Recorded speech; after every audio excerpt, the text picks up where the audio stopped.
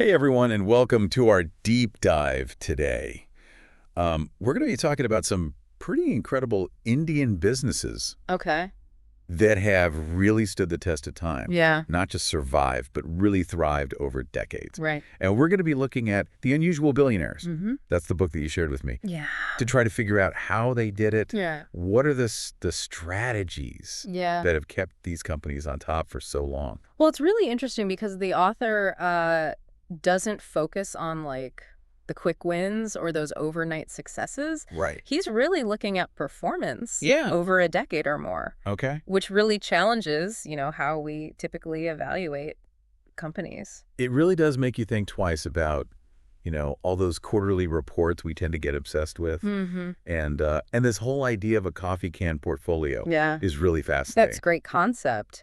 It's basically picking, these strong companies and just letting your investments sit for 10 years. Right. Like buried treasure. It's a long game, It is a long game. but it's paid off big time. Yeah. And according to the book, it beat the Sensex Yeah. by quite a margin. So Yeah, quite a bit. I'm intrigued. When you think about it, Yeah. a market like India with all the economic ups and downs, Yeah. a decade-long perspective is really important. Okay. It lets you see how a company weathers those storms, I see. which is essential for any investor who's looking at long-term.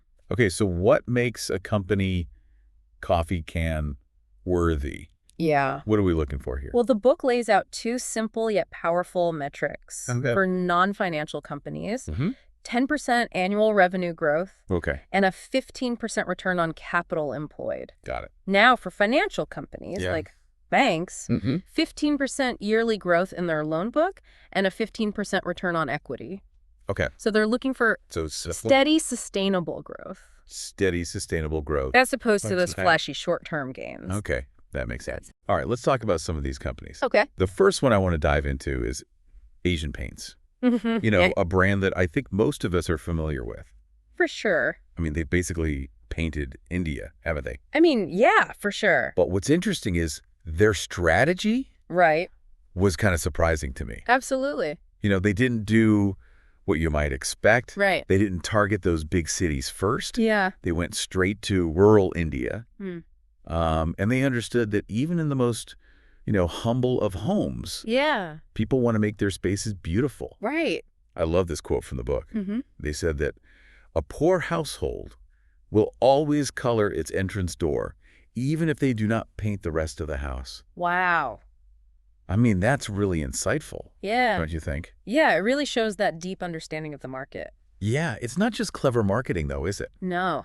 It's also about they built this incredible network of dealers Exactly. all over the country. And it goes beyond just transactions. Yeah. Asian Paints actually supports their dealers Wow. through tough times, Yeah. seeing them as partners. I see. And that creates this loyalty and a really human-centric approach Yeah. to business. And they've expanded globally, too, haven't they? They have. They didn't just stay in India. Mm, And I've always been curious about those tinting machines, yeah. at the paint stores. Right. Like where you could just pick any color. Right. Is that Asian Paints? That's them. Yeah. Okay. They've made strategic acquisitions to grow internationally. And yeah, Okay. those tinting machines are part of their tech edge, Okay. giving customers endless color choices. It's a Yeah. really smart combination Yeah. of local understanding and global ambition. Okay, so Asian Paints Mm-hmm. really covered all their bases. They did. Now let's talk about another paint giant, All right.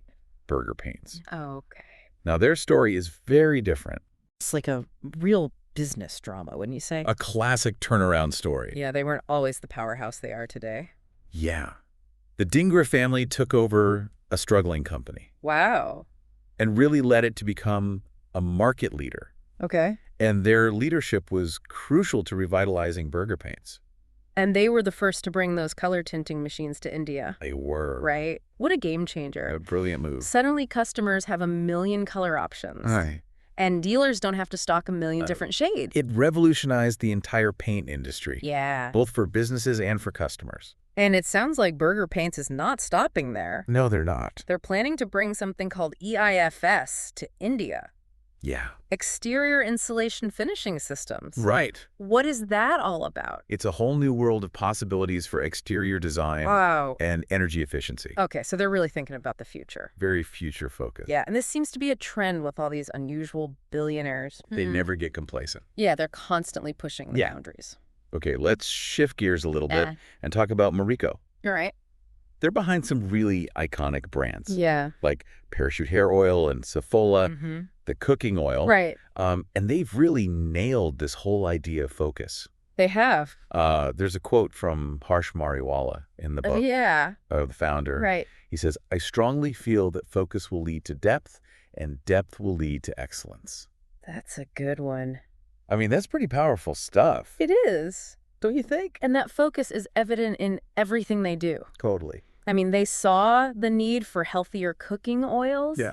And they just dominated that market. And they keep innovating. They do. You know, and think about their safflower oil blends. Yeah. They're even doing savory oats now. I know. It's amazing. Right. They're not afraid to try new things. Yeah. But it's always strategic. Okay. And, aligned with their strengths. Yeah. And this whole thing about how they empower their employees is really interesting, too. Yeah, they're fascinating. But they've cultivated this culture of ownership. Right. Without actually giving away equity. Yeah.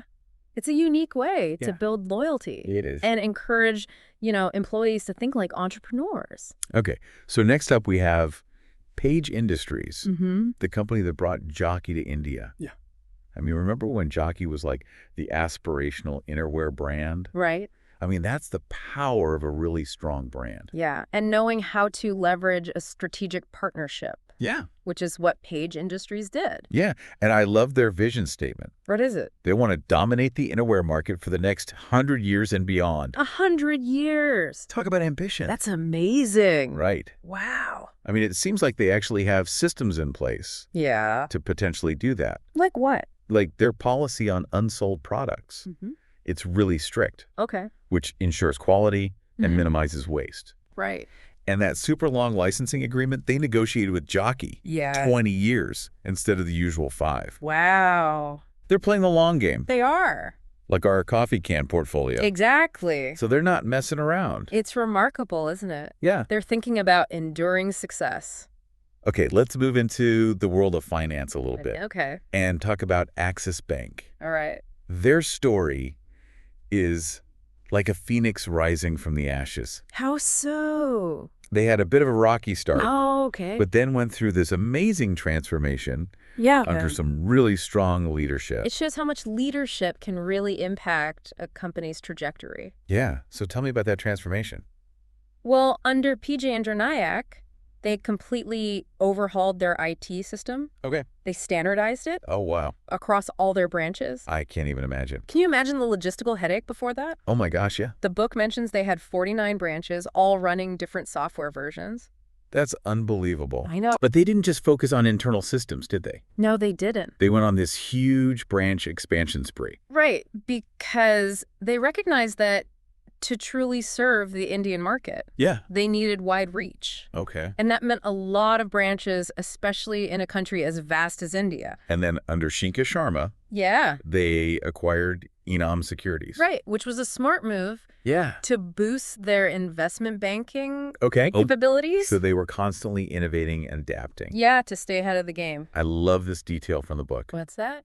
About how they got creative with their ATM placement. Oh, yeah. Tell me. They put them right next to their branches. Right. Like those little things that make such a big difference. A brilliant way to increase foot traffic. Exactly. And encourage people to use their services. Okay, let's talk about another banking giant. Okay. HDFC Bank. Right. Now, they took a totally different approach in the beginning. Okay. They focused on blue chip corporates. And we're very careful about expanding into retail banking. It's a very valuable lesson in knowing your strengths and managing risks. Oh, a little more conservative? Yeah. By focusing on those established corporate clients, they built a rock-solid foundation. Got it. And maintained excellent asset quality. Okay. A testament to that disciplined approach.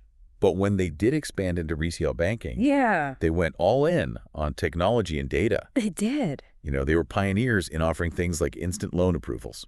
Which we kind of take for granted now. Right. But back then, it was groundbreaking. And they were using all these algorithms Yes. to assess creditworthiness. And approve loans in record time. Okay. Yeah. It's amazing how they stayed ahead of the curve. It is. Okay. Our last unusual billionaire for this part of our deep dive. All right. It's a bit unexpected. Oh, who is it? Astral Polytechnic. Okay.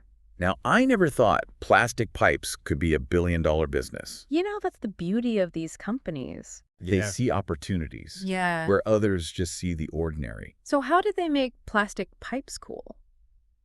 Well, they understood the power of branding, Okay. even in an industry like plastic pipes. Okay. And so how do they do that?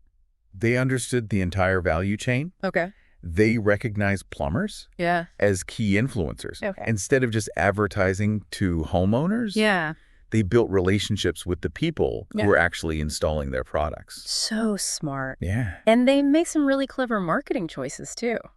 Like, Who could forget that ad campaign with Salman Khan? oh, yeah, it was brilliant. Right. Yeah. I mean, they weren't just selling pipes. Right. They were selling peace of mind. They cleverly conveyed that message by having him declare that bad pipes Yeah. are the root of all plumbing problems. So from paint to pipes, Yeah.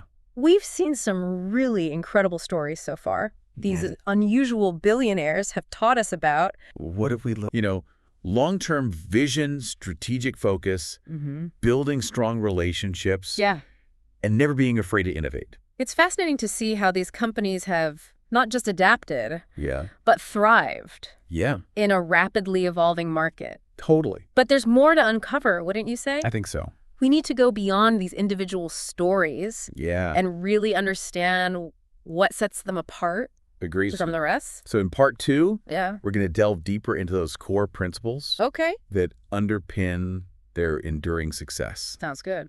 So we'll be back soon to unpack these key insights Looking forward to it.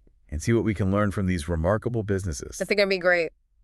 Welcome back to our deep dive into the unusual billionaires. Yeah. In part 1, we were just blown away by the stories of these incredible companies, these Indian companies that have really stood the test of time. Absolutely.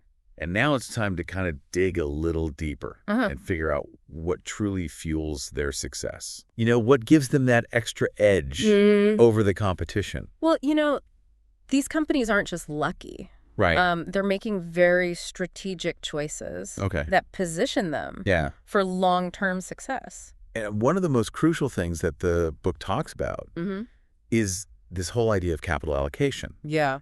It's basically, how they decide where to invest their resources. Yeah, every company has money to grow. Right. Right. Yeah. But it's how they use that money that seems to make all the difference. Absolutely. You say. It's not just about having capital. Right. It's about investing it wisely. Okay. Whether it's an R&D, expanding into new markets, or acquiring other companies. Yeah. These unusual billionaires are incredibly strategic. So they're not just chasing every opportunity that comes along. They're very disciplined. Like HDFC that we talked about traditionally. Remember how they focused on those blue chip corporate clients? Right. They were very hesitant. And were hesitant about expanding into retail banking. Yeah. That was a calculated move to manage risk and ensure that solid foundation. So it's like they're playing chess. They're thinking Several moves ahead. Several moves ahead. Yeah. Instead of just reacting to the current situation. Absolutely. And speaking of strategic moves, the book keeps mentioning this focus on ROCE. Yes. Return on capital employed. Return on capital employed. Why is that so important?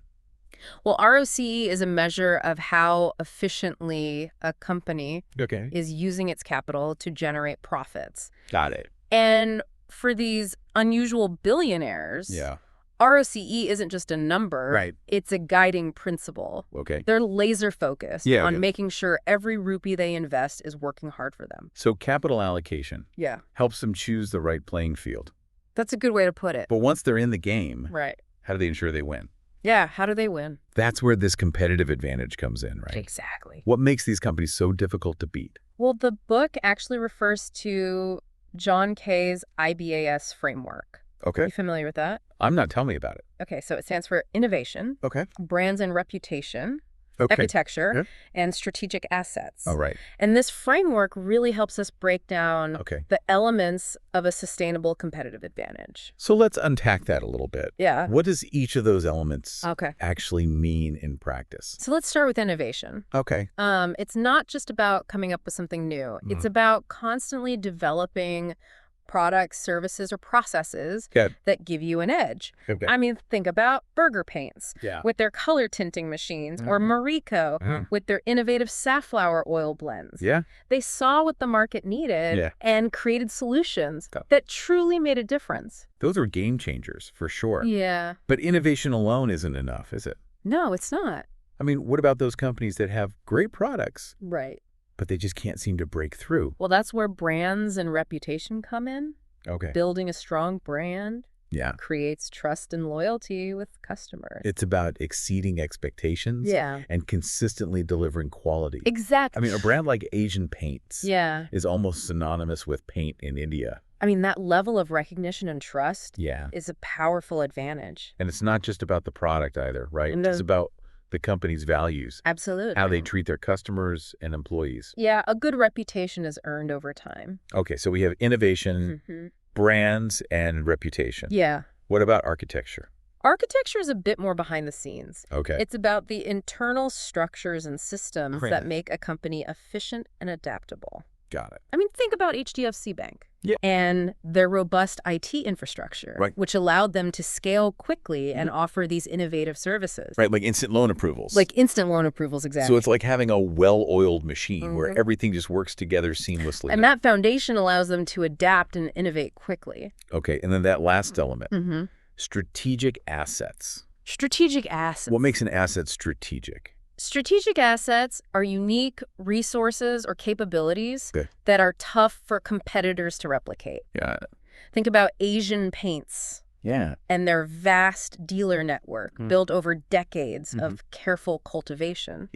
Or Marico's deep understanding of the Indian consumer, which allows them to tailor products to specific needs and preferences. So it's like having a secret weapon. Yes. That gives you a lasting edge. It does. But it sounds like these elements are all interconnected. They are. Right. They're not isolated. They reinforce each other. Okay. Creating a multifaceted competitive advantage that is much harder to dismantle. And that's what these unusual billionaires have done. They've mastered it. Yeah, they've mastered the art of combining these elements. Yeah. Now, the book also talks about this danger of over-diversification. Right.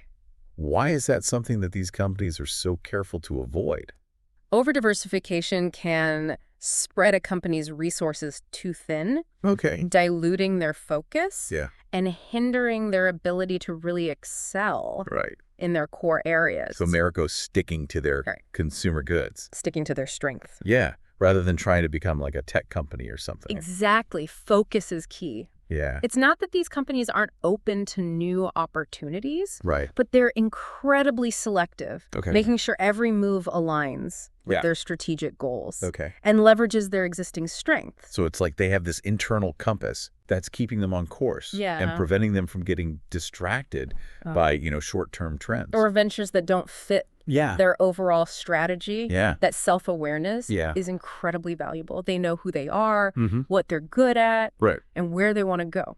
So if we had to distill the key lessons that we've learned so far from these unusual billionaires, what would they be? The most valuable takeaways, I think, are understanding the power of long-term thinking, practicing disciplined capital allocation, and consciously building sustainable competitive advantages.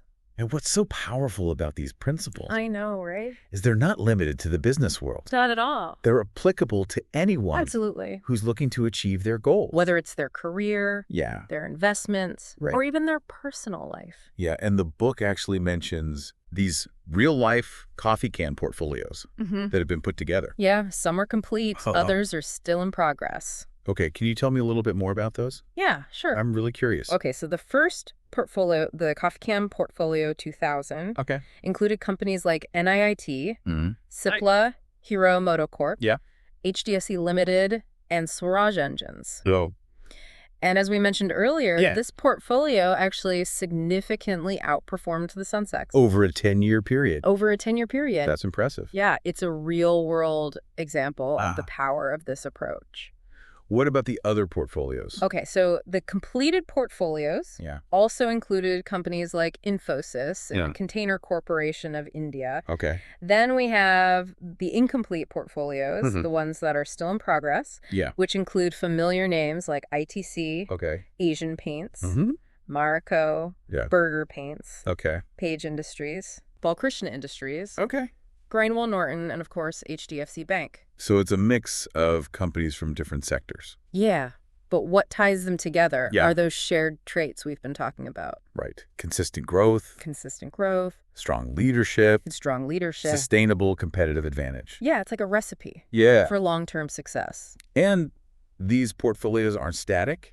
No, right. As the market changes. As markets change and companies evolve, the composition of a coffee can portfolio can also shift. Right. It's a dynamic approach. So it's not just about picking the right companies and forgetting about them. No. You have to stay informed. Understand what's happening. Understand the forces at play. And be willing to adapt as needed. It's like tending a garden. It is. You have to nurture those investments. Absolutely. And make sure they're still thriving. Yeah, in those ever-changing market conditions. This deep dive has really been an eye-opener for me. Me too. It's so much more than just picking stocks. It's about those underlying principles. It's about understanding those underlying principles of success. Yeah. And those principles are applicable to anyone. Absolutely. Right. They resonate far beyond the world of finance. So in part 3 of our deep dive, we're going to tie everything together. Okay. And explore how we can apply these lessons. Sounds good. From the unusual billionaires to our own lives. All right, I'm ready. We'll be right back. Okay. Welcome back to our final part of this deep dive into the unusual billionaires. Yeah. It's been quite a journey, hasn't it? It has. Exploring all these incredible companies. We're learning so much. Unpacking their strategies. Uncovering these secrets to their long-term success. It really makes you think, what sets these companies apart? Right. Is there like a magic formula? Yeah. Is there some common thread that connects them all? That's the big question, isn't it? And I think the answer is probably more nuanced than just, a single magic formula. But there are definitely some recurring themes, some patterns that emerge when you look at these companies. Okay, so let's play detective for a bit. All right, I like it. What are some of those patterns that jump out at you? Well, one of the most striking things I noticed is that a lot of these companies weren't overnight successes. Right. They didn't explode onto the scene with some revolutionary product or a flashy marketing campaign. They really built their success. Yeah. Brick by brick. It's like that slow and steady, wins the race kind of thing. It really is. Yeah, like Asian Paints. Yeah. Starting by focusing on rural India. A market that so many other companies ignored. Right, and they built their brand steadily. Through those strong relationships with dealers. Yeah. And that deep understanding of their customers' needs. And Burger Paints going through that complete transformation. Right, under the Dhingra family. Yeah. Revitalizing the brand. Yeah. Investing in innovation. Yeah. Building that loyal customer base. And even HDFC Bank, which we think of as being so technologically advanced. Right. And they've had this, incredible growth trajectory. Yeah. But they started very cautiously. Yeah. They focused on specific niches, right. Built that strong foundation, and only then did they expand more aggressively. So there are no shortcuts. There are no shortcuts to real success. Another thing that really stands out to me is the importance of strong leadership. Absolutely. Almost every company we've discussed had a leader. Yeah, a visionary leader. Who really played a pivotal role. Yeah, in shaping their destiny. Yeah. They weren't just CEOs. No. They were driving forces. They were the driving force. Behind the company's success. Yeah. Like Harsh Mariwala at Marico. Right. Instilling that culture of focus and innovation. Yeah. Or the leaders at Axis Bank, transforming a struggling company into this powerhouse. Yeah, these leaders had a clear vision. Mm-hmm. They made tough decisions. Yeah, and they weren't afraid to take risks. But those risks were calculated. That they were calculated. Yeah, aligned with their strategy. And gentlemen at Page Industries wanting to dominate. I know, right? The innerwear market for a century. I love that. It's that kind of bold leadership that inspires greatness. It sets the tone for the whole company. So it's clear that leadership is more than just charisma. Oh, absolutely. Right. It's about setting a direction. Setting a direction. Making those difficult choices. Making those tough choices. Creating an environment where everyone can thrive. In inspiring their teams, fostering innovation. Yeah. Instilling that sense of purpose that goes beyond just profits. Okay, so we have long-term thinking. Yeah. We have strong leadership. And it seems like these companies are all incredibly innovative. They are. Right? They're always looking for ways. To improve their products, their services. Yeah. To be better. Their customer experience. Yeah.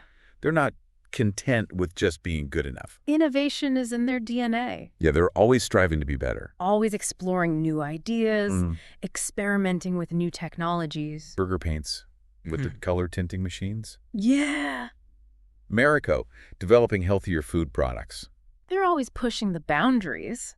But their innovation isn't random. No, it's very strategic. Right. Making sure those innovations align with their core strengths and meet their customers' evolving needs. So is there anything else that really jumps out at you when you look at these unusual billionaires? Oh, one more thing I'd emphasize is building strong, lasting relationships. Yeah.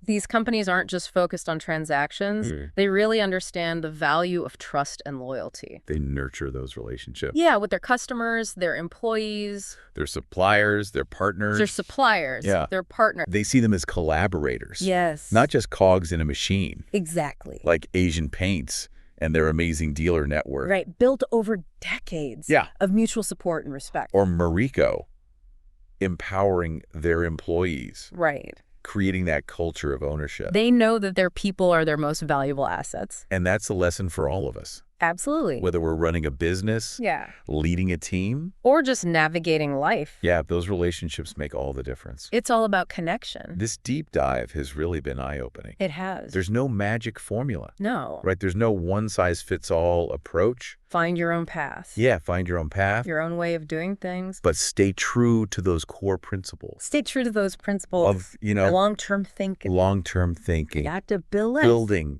those strong relationships. Never losing sight of what matters. What truly matters. And that's what makes these unusual billionaires so inspiring. Right? They've shown us that it's possible to achieve these extraordinary things. By being deliberate. By being deliberate. And focused. And never losing sight of that human element. So it's not just about the bottom line. No. It's about building something meaningful. It's about leaving a legacy that extends beyond ourselves. So there you have it, listeners. Our deep dive into the unusual billionaires has come to an end. Yeah. We hope you've enjoyed this exploration with us. Hope you learned a lot. And that you've gained some valuable insights that you can apply to your own lives. Remember, success isn't about luck or timing. It's about making those smart choices. Consistently building something you're proud of. Yeah. And never giving up on your dreams. And until next time. Yeah. Keep diving deep. Keep learning.